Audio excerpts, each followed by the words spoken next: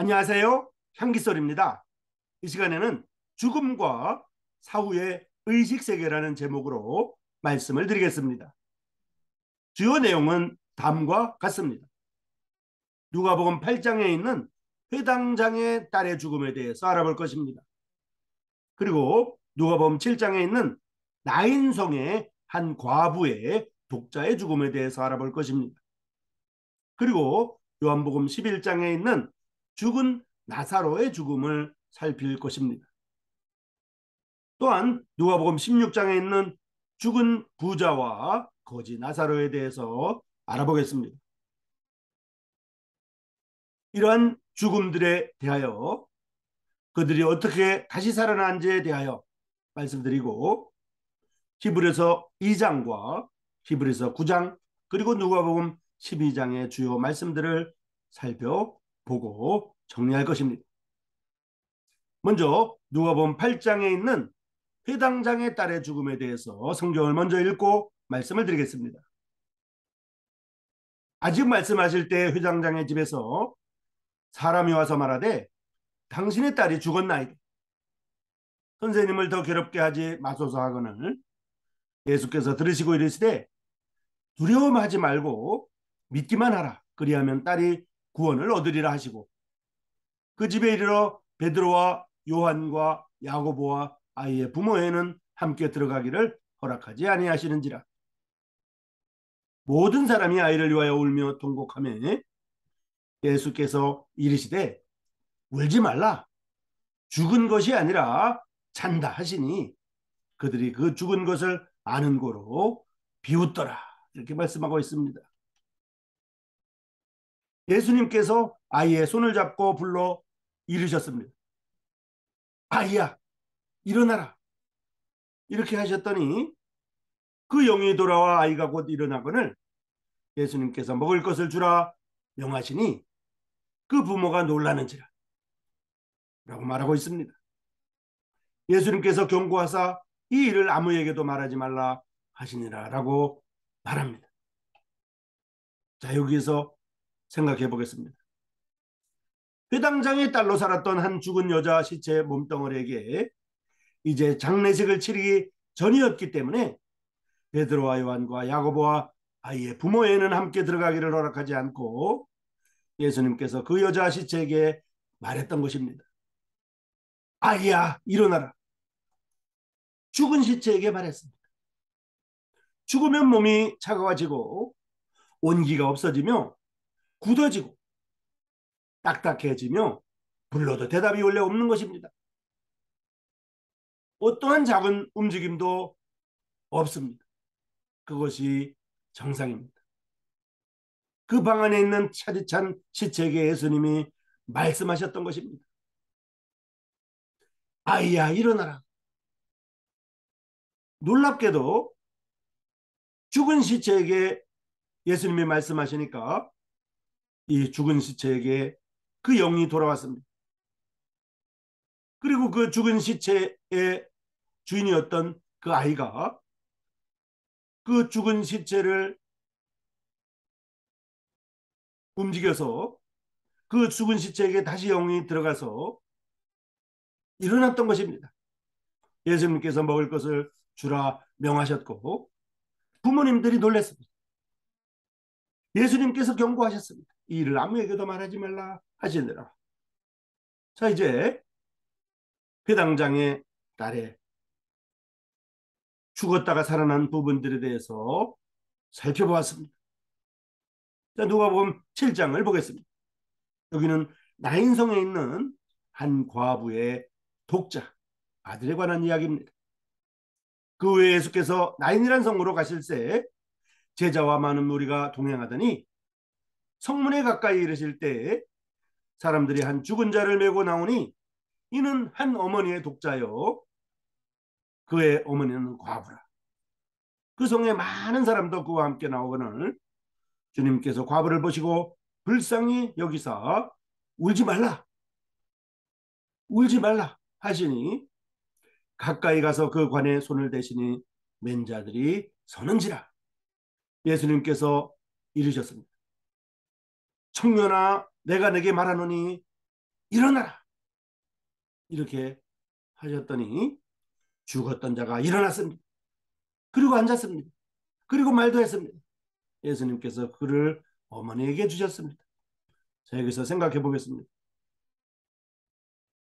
과부의 독자로 나인성에서 살았던 한 죽은 남자 시체 몸덩어리에게 이제는 몸이 굳어져서 몸이 차가워졌고 딱딱한 육체 덩어리가 된 이 시체에게 예수님께서 말씀하셨던 것입니다. 청년아, 내가 내게 말하노니 일어나라. 죽은 자가 관 속에 분명히 있었고 사람들이 들고 나왔었는데 예수님께서 그 관을 보고 말씀하셨던 것입니다. 청년아, 내게 말하노니 일어나라. 그랬더니 놀랍게도 죽었던 자가 일어났습니다. 그리고 앉았습니다. 그리고 말도 했습니다. 나인성의 한 과부의 아들의 죽었다가 살은 이러한 사실에 대해서 말씀을 드렸습니다. 자, 이제 요한복음 11장을 가보겠습니다. 여기는 죽은 나사로에 관한 이야기입니다. 예수님께서 이르시되 돌을 옮겨 놓으라 하시니 그 죽은 자의 눈이 마르다가 이르되 주여, 죽은 지가 나흘이 되었으며 벌써 냄새가 납니다. 예수님께서 이르시되 내 말이 내가 믿으면 하나님의 영광을 보리라 하지 아니하셨더냐? 하나님의 영광을 보리라 하지 아니하였더냐 하시니 돌을 옮겨 놓으니 예수님께서 눈을 들어 우러러보시고 이르시되 아버지여, 내 말을 들으신 것을 감사합니다. 항상 내 말을 들으시는 줄을 내가 알았나이다. 그러나 이 말씀 하옵는 것은 둘러선 무리를 위함이니 곧 아버지께서 나를 보내신 것을 그들로 믿게 하려 함이니이다. 이렇게 말씀하시고 큰 소리로 말했습니다. 나사로야, 나오라. 부르시니 죽은 자가 수족을 배로 동인 채로 나왔습니다. 그 얼굴은 수건에 쌓여 있었습니다. 분명히 예수님께서 이르시되 풀어 놓아 다니게 하라 하셨습니다. 자, 우리가 생각해 보겠습니다. 돌 무덤에 두었던 배로 동인 채로 있었던 죽은 지 나흘이 된 마리아와 마르다의 오라비로 살았던 남자 시체에게 예수님이 말씀하셨습니다. 마치 살아있는 사람에게 하듯이 말하셨습니다. 하루, 이틀, 사흘, 나흘이 되었기 때문에 냄새나는 시체였습니다. 이 냄새나는 시체에게 예수님께서 말씀하셨습니다. 돌 무덤이 있었고 향이 없었고 국화꽃이 없어서 냄새나는 시체였습니다.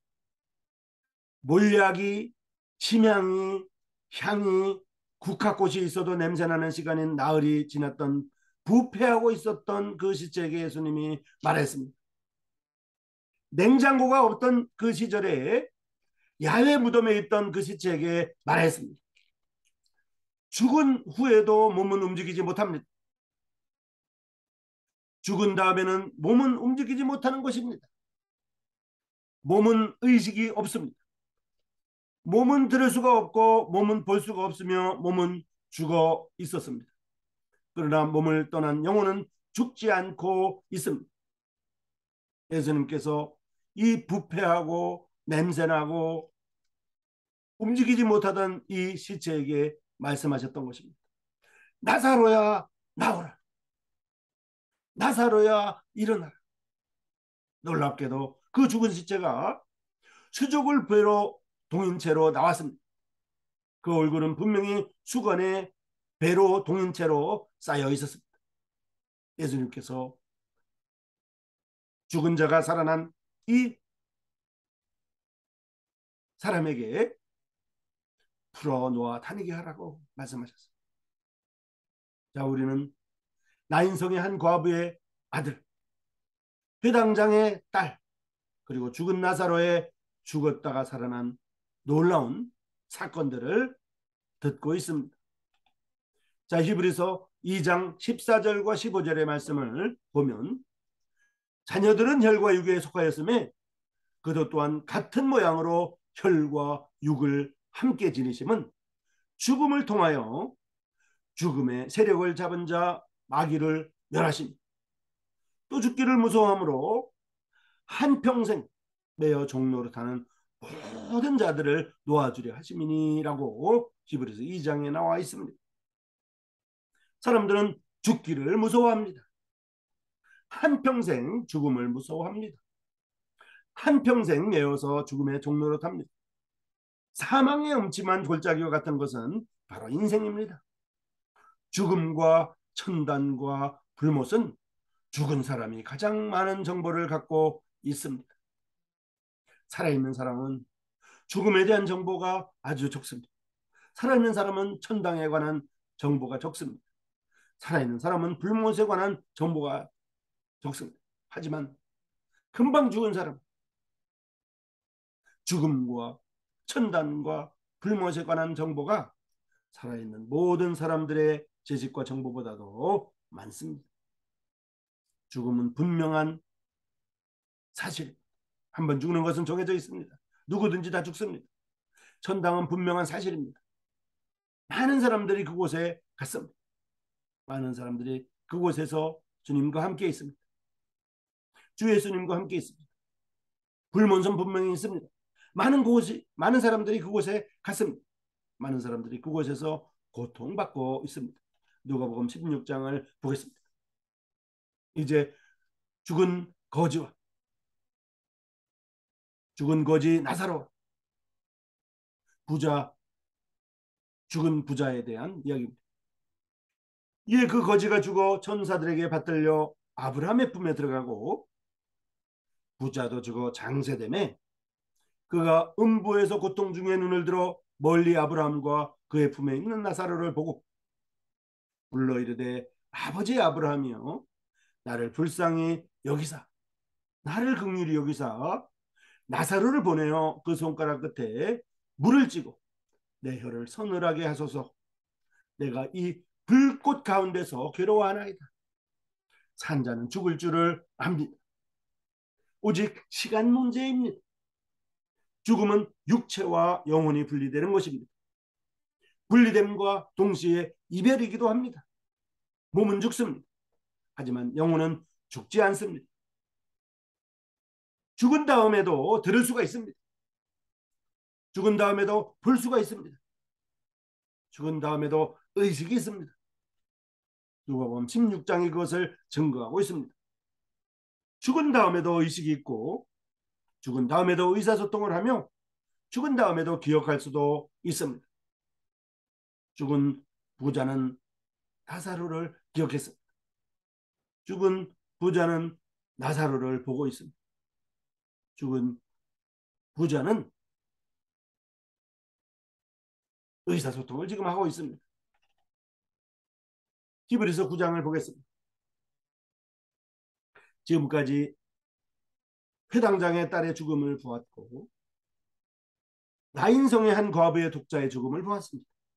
그리고 죽은 나사로의 죽음을 보았습니다. 그리고 거지 나사로와 죽은 부자의 죽음을 보았습니다. 히브리서 9장 27절에 이렇게 성경은 증거합니다. 한 번 죽는 것은 사람에게 정한 것이고 그 후에는 심판이 있다고 말합니다. 동물도 한 번 죽습니다. 짐승도 한 번 죽습니다. 짐승이 죽는 것 같이 사람도 죽는데 사람이 짐승보다 뛰어남이 없습니다. 죽음 문제에 대해서만큼은 그렇습니다. 사망의 음침한 골짜기, 성경은 죽음에 대하여 많이 다루고 있습니다. 죽음의 선언은 첫 조상이 진리에서 떠났기 때문이었습니다. 죄의 삭은 사망이기 때문입니다. 예수님은 죽음이 정해져 있진 않는 한 분이셨습니다. 예수님께는 죽음이 정해져 있지 않았습니다. 사람에게는 죽음이 정해져 있었습니다. 사람에게 정해져 있던 이 죽음을, 왜 죽음이 정해져 있지 않는 분이었던 예수님께서 죽음을 맛보셨을까요? 그 해답이 이제 뒤에 나옵니다. 누가복음 12장의 경고의 말씀을 보고 계속 진행할 것입니다. 내가 내 친구 너에게 말하노니 몸을 죽이고 그 후에는 능히 도하지 못하는 자들을 두려워하지 말라. 마땅히 두려워할 자를 내가 너에게 보이리니 곧 죽인 후에 또한 지옥에 던져넣는 권세 있는 그를 두려워하라. 내가 참으로 너에게 이르노니 그를 두려워하라. 몸을 죽일 수는 있습니다. 하지만 영혼은 죽지 않습니다. 그래서 9장 27절에서 28절까지의 말씀을 이제 보겠습니다. 한 번 죽는 것은 사람에게 정한 것이고 그 외에는 심판이 있습니다. 이와 같이 그리스도도 한 번 죽는 것은 사람에게 정해졌는데 그 외에는 사람에게 심판이 있는데 왜 예수님에게 정해져 있지 않던 한 번 죽는 것을 왜 그리스도께서 이와 같이 죽으셨을까요? 이와 같이 그리스도도 많은 사람의 죄를 담당하시려고 단번에 죽으셨어요. 한 번 죽는 것은 사람에게 정해져 있죠. 그리고 예수님께는 한 번 죽는 것이 정해져 있지 않습니다. 예수님은 하나님의 아들이었기 때문입니다. 예수님은 하나님의 아들이기 때문입니다. 그리고 영원히 예수님은 하나님의 아들이실 것이기 때문입니다. 한 번 죽는 것은 사람에게 정해져 있습니다. 그 후에는 심판이 사람에게 나타납니다. 그런데 왜 예수님께서 사람처럼 한 번 죽으셨을까요? 왜 이와 같이 하셨을까요? 이와 같이 그리스도도 많은 사람의 죄를 담당하시려고 그렇게 했습니다. 그리고 단번에 들이심 받으셨습니다. 한 번 죽는 것을 예수님이 사람처럼 하셨던 것입니다. 구원에 이르게 하시고 죄와 상관없이 자기를 바라는 자들에게 두 번째 나타나시리라고 말하고 있습니다. 두 갈래 길이 있습니다. 하나는 영생의 길이고 또 하나는 멸망으로 내려가는 길입니다. 생명의 부활의 길이 한 길이고 심판의 부활의 길이 다른 한 길입니다. 그리스도의 죽으심으로 말미암아 죄에 대한 형벌이 다 청산되었으므로 죽음은 형벌이 아니고 아버지 하나님의 존전에 나아가는 즐거운 길이라는 것을 아시기 바랍니다. 하늘나라로 가게 됩니다. 예수님이 죽으셨기 때문이죠. 다시 한번 말씀드리면 두 갈래 길이 있습니다. 하나는 영생의 길이고 하나는 멸망으로 내려가는 길입니다. 하나는 그 앞의 길은 생명의 부활의 길이었고 뒤에 다른 한 길은 심판의 부활의 길입니다. 그런데 그리스도께서 죽으심으로 예수님께 정해져 있지 않았던 이런 죽음의 길을 예수님이 사람처럼 가심으로 말미암아 죄에 대한 형벌이 다 청산되셨습니다. 그리고 이제 사람들의 죽음은 이제 형벌이 아니고 아버지 하나님 앞에 아버지 하나님의 존전 앞에 나아가는 즐거운 길이 된 것입니다. 이것이 바로 복음입니다. 하늘나라로 가게 됩니다. 그러나 죽음이 이러한 하나님의 본뜻과는 달리 하나님과는 상관없는 길일 수가 있겠습니다. 영원한 고통의 시작입니다. 불못으로 가게 됩니다. 하늘나라로 가든지 불못으로 가든지 육체가 사망 후 인간의 영혼은 영원히 살아서 존속합니다. 현재 하나님을 믿으시든지 하나님을 믿지 아니하시든지 영혼은 영원히 살아서 존속합니다. 현재 예수님을 아시든지 현재 예수님을 모르시든지 영혼은 영원히 살아서 존속하게 됩니다. 현재 구원을 얻었든지 구원을 안 얻었든지 영혼은 영원히 살아서 지속됩니다. 하지만 죽음 이후에는 각각 다른 처소로 가게 됩니다.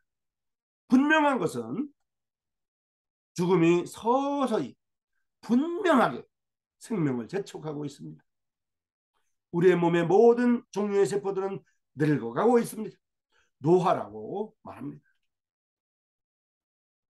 머지않아 모든 것을 하직하고 끝없는 영혼의 세계로 가야 할 때가 서서히 그리고 혹은 빨리 혹은 갑자기 다가오고 있습니다.